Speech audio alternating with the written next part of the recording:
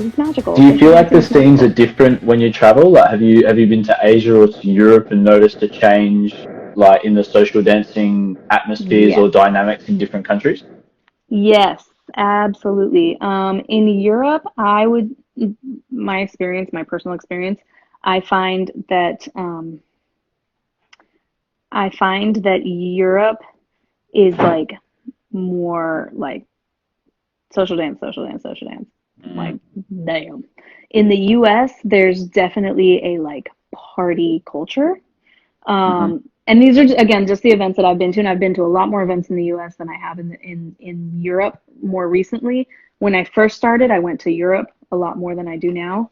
Um, but it definitely feels like more of a party culture in the US where it's like a lot about the drinking and mm, concerts, which are amazing, which I do love concerts. And I do like watching concerts at mm-hmm. congresses more than dancing them because I love watching live music. But it's more of a party culture in the US to me, in my experience, which is, I like to be done at 4 a.m. because I've social danced like 3 hours in a row and then I'm done. So I struggle with the after parties personally. Um, but some people really, really love them. And so that's great. Um,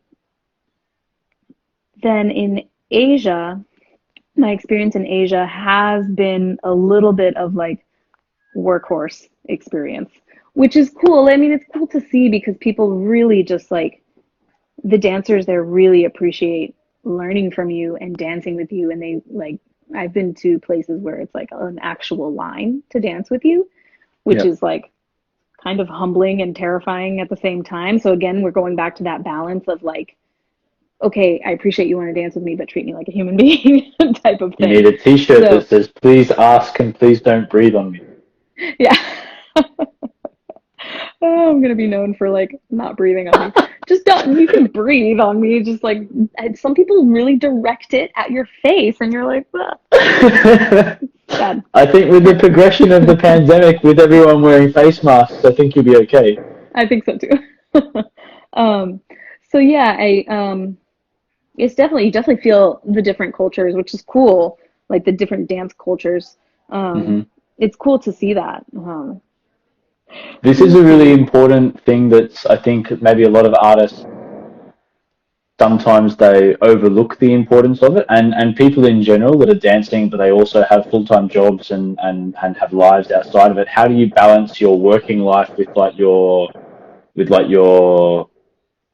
you time, like your me time? How do you find balance in your life when you're working and traveling a lot and you're rehearsing so much? Well, that's part of why if I'm in the room, I say yes, and if I'm not in the room, if I don't want to say yes anymore, I leave the room. Yeah. I'm a pretty introverted person actually, and so I've learned my limits of human Hmm. interaction and when I need time for myself. And so um, yeah, I would say that kind of paying attention to when I need time off is super, super important, which is not something I always listen to, but I'm getting better at. Hmm. That's part of why I love photography because I actually do the artwork that I create is a lot of it is self-portraiture based. Um, and so it's a really like individual kind of like loner thing that I do. Hmm. And that fuels a lot of that like kind of self-care for me. And Yeah. so being home is really, really good for me, which is part of why I've enjoyed working more in New York Hmm. than having to travel as much, because that just used to drain me in a way that I was just like, ugh. Hmm. And so now that's kind of why I'm like really grateful for the work that I have with this theater show because I have really stable work. I'm getting paid well. Mm. It'll be back when it comes back. Yeah. It's really stable. It's like it pays really well. It's something I really, really love doing. It's like Hmm. fulfilling me artistically in a way that I didn't know about before. And then it'll kind of give me the freedom to choose the events that I want to partake um, Hmm. in the salsa world. You know, so that I don't get burnt out because Hmm. I Are you was incorporating many self-care things like on a day-to-day basis? Like I know you were doing a bit of yoga at one stage as well. Are you still doing that? yeah, I don't really think of myself as like a yogi. I what I like about yoga is the way it stretches me really, and like works me out. I have just a very physical practice to yoga because yoga is a super complex cultural, historical, religious, spiritual practice, that is much more complex than what we see on Instagram, on curated Hmm. Instagram. And so I don't really have a very deep practice with yoga. It's really just I like the structure that it offers for like Hmm. warming up my body. Um, Hmm. but yeah, I haven't been doing a lot of yoga. uh, but I would say like taking care of my body, stretching, working out when I have the motivation Hmm. does that does feel like self-care to me because I Yep. always feel better after I do it. Getting myself to do it can be really rough, especially recently. That's um, most of the battle, I think. yeah, but I always feel better once I do it, and so like to me Hmm. that is self-care. But also knowing the difference between like kind of shaming myself into working out and knowing when I need to rest. So Yep. it's like knowing that I want to work out to feel good instead of like to look a certain way. Um, Hmm. or because I feel like I ate something I shouldn't have eaten, or Okay. all of that is a balance as well, right? Hmm. I like to Definitely. eat yummy food, so I not wanted to shaming ask myself about for that. your. Well, you live in New York, is like the city of donuts, Oh, right? You guys can get so much stuff like that. so much amazing, delicious food. I wanted to ask you about inspiration. Like, obviously, during the pandemic, it's hard to get motivated and hard to be creative without a clear goal in your mind. But independent of the pandemic situation, who are you mostly influenced by, and what motivates you to dance and move? Well, life really, and it's funny because now going back and hearing you say that, how before I was saying I'm like not that inspired to dance right now because of the pandemic. Um, I am also actually very inspired for how I want my dancing to go through Hmm. all of this that's happening. So it's like kind of this weird contradictory thing where I'm not really creating, but I think I'm doing a lot of creating right here, right? It Yeah. hasn't manifested physically yet, but life, I mean, as an artist, life is my biggest inspiration. Hmm. Obviously, I have artists that I really look up to. Um, Desiree Godsell has been one of my biggest inspirations for a really long time. She is a badass woman, human, dancer, mother, bachata, salsa, anything, whatever you want. Hmm. She's actually one of the choreographers of the show that I'm in.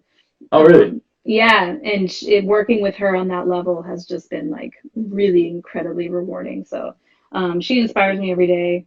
Um, Oh God, I need to come better prepared to these kinds of questions because In there's so fairness, I many could have sent people. you the questions ahead of time. Nah, that makes it fake. Um, not fake, For but everyone watching, this is totally scripted. unscripted. Right. Um, so I don't know. There's so many people that I'm inspired by. I'm inspired by my teachers, Hmm. my my Afro-Cuban teachers. They inspire me every time I'm in class by kicking my ass. So I've missed that. I think that's part Hmm. of why I miss being in class. I know everyone literally misses that, but I miss that. And which makes me even more grateful for my online students because I hate taking class online. So I have not been a very good student. I've taken classes, but I'm not, Mm. I don't focus well, man, I think online. it I'm takes just like, something really special to like. I think I've done a couple of online classes since the pandemic started, and one was Cha Cha Cha with Tito and Tamara, and I only found it yeah, by accident. I didn't find the advertising like amazing. beforehand, and I was Yeah, scrolling in the morning having a coffee, and then it was like, oh my God, and like clear as yeah, space, and then I did like an hour of cha cha, and it was fantastic. But like that's like one of the only times that I've been really like inspired and motivated to do an online class. yeah. Thank you. Sorry. Oh my It God. has to be something I'm just special. stealing my sister's charger. Charger. Okay, thank you. Sorry, I don't The want to. second interview, we're going to be better prepared with answers and charging platforms. I know. We were celebrating my nephew's 1 year old birthday today, so Uh-huh. it's been um, So now a the fact that hectic. you're giving us your time is even more special. No, I mean he's asleep now, so. So. There's something that you said earlier that I really Hey. resonated with. I really appreciate it that you're still actively learning yourself. You're not. It's not because Oh. you're a dancer with a lot of accolades. No question, you've achieved a lot in a very short amount of time in your dancing career, but you haven't switched off the student mentality. You're still actively learning. Yeah, that's another thing that I'm very passionate about. If this is like a You're a list of passionate Isabel's woman. passions, I truly believe, and I say this to my students all the time, the day that I stop learning is the day that I should stop teaching. Because number one, uh, just as important as it is to learn the history of what we are doing and where these dances and music is rooted, we Hmm. also have to understand that it's going through immense evolution all the time, right? Hmm. I mean, the whole word salsa in itself implies fusion.